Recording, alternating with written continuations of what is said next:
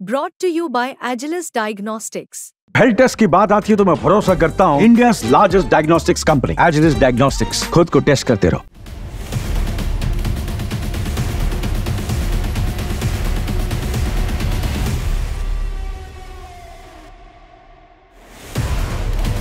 आज दुनिया भर में भारत के हथियार जमकर खरीदे जा रहे हैं। हाल फिलहाल में आई जानकारी ने तो पूरी दुनिया के होश उड़ा दिए।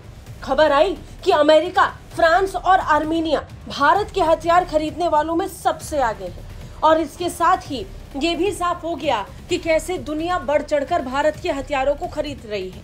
लेकिन अमेरिका की एक चालबाजी ने फिर एक बार अमेरिका के इरादों पर सवाल खड़े कर दिए हैं।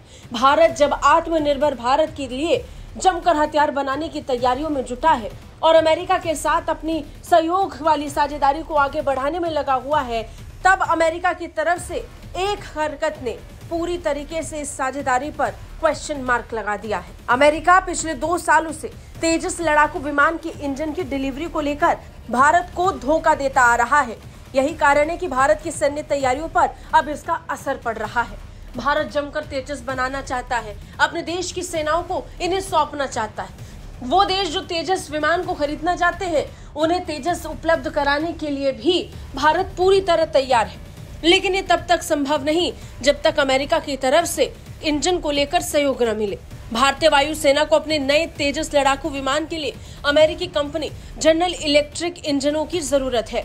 लेकिन इस अमेरिकी कंपनी ने पिछले 2 सालों से भारत को तेजस के इंजन की आपूर्ति नहीं की है।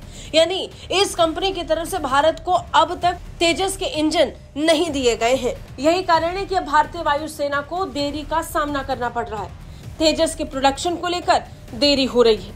अब परेशान होकर भारत सरकार ने जनरल इलेक्ट्रिक पर जुर्माना लगा दिया है। जनरल इलेक्ट्रिक तेजस MK2A के इंजन F404 IN20 का निर्माण करता है। द प्रिंट की एक रिपोर्ट के मुताबिक भारतीय वायुसेना ने हिंदुस्तान एरोनॉटिक्स लिमिटेड को बड़े पैमाने पर तेजस लड़ाकू विमान का ऑर्डर दिया था।